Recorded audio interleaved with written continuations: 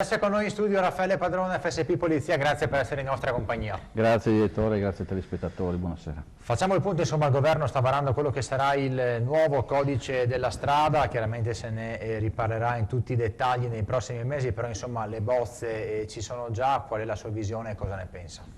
Ma innanzitutto c'è questa parte tecnica che deve essere chiaramente attuata perché i decreti attuativi dovranno arrivare dopo i lavori parlamentari. Io auspico che insomma, per la fine dell'estate questo codice della strada che comporta chiaramente delle restrizioni particolari e importanti ben vengano e di cui ho segnato alcuni punti salienti perché insomma, quello che un po' interessa a chi ci ascolta sono chiaramente tutte quelle violazioni che poi possono portare, come abbiamo visto in questi giorni, anche alla morte di ragazzi, di bambini, insomma, quindi certo. Al volante non si gioca. Vi do alcune diciamo, notizie in più su quello che potrebbe essere, ma i punti più salienti. Chiaramente la restrizione avviene su una tolleranza zero per quanto riguarda l'alcol e chiaramente la tolleranza e chiaramente quelle che sono le norme per il codice della strada, la tolleranza zero per chi sarà trovato in stato confusionale perché assunto della droga, quindi zero alcol e ovviamente zero per la droga. Poi c'è per i recidivi, ecco, delle persone trovate già in stato alterato per l'alcol, ci sarà l'obbligo di avere in macchina l'auto alcol che non è altro che uno strumento che dovrà essere chiaramente visionato prima di partire e mettersi alla guida perché c'è una sospensione di fino a 3 anni della patente, quindi revoca se poi succedono incidenti stradali. Quindi ripeto, per l'alcol la tolleranza sarà zero. Questo è un grande segnale che le istituzioni e il governo hanno pensato ed credo che sia la cosa più giusta perché non ci si può mettere, parliamoci chiaro, alla guida né sotto l'effetto delle sostanze stupefacenti, neanche quello dell'alcol. Poi per quanto riguarda i minori, la guida senza patente, ricordiamolo, è importantissimo perché il minore preso a guidare senza patente non potrà più acquisire il titolo fino all'età di 24 anni.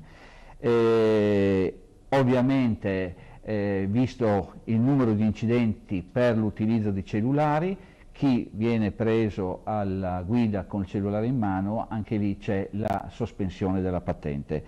Le novità arrivano anche chiaramente per quanto riguarda l'uso dei monopattini, anche qui avremo l'obbligo di indossare il casco, l'obbligo assicurativo, l'obbligo di una targa. Ovviamente siccome anche nelle grandi città ci sono stati incidenti perché questi signorini col monopattino guidavano in contromano, la tolleranza sarà zero.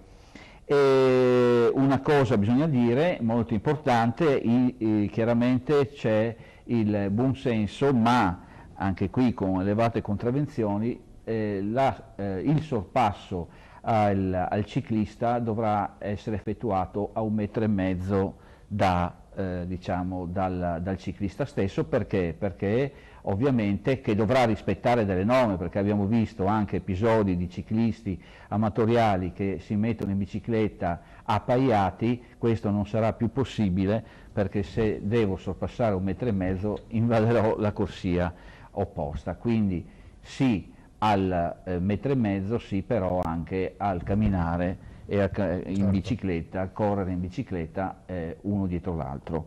Ci sarà anche una sicurezza diciamo più aperta a tutti, nel senso che ci saranno di regalo 2 punti e chi anche effettuerà dei corsi specifici in ambito delle autoscuole, dei corsi proprio adibiti alla sicurezza e all'insegnamento di questo nuovo codice. Quindi chi magari è un po' da tanti anni che ha la patente e non ricorda bene quali siano le disposizioni, quali siano le norme del codice della strada, ecco che potrà recarsi presso le autoscuole e conseguire questo attestato di sicurezza. E ci saranno anche 2 punti in più, quindi un'altra visione è quella di dare ai sindaci l'opportunità di dichiarare strade particolarmente trafficate con dei limiti o con divieti di circolazione.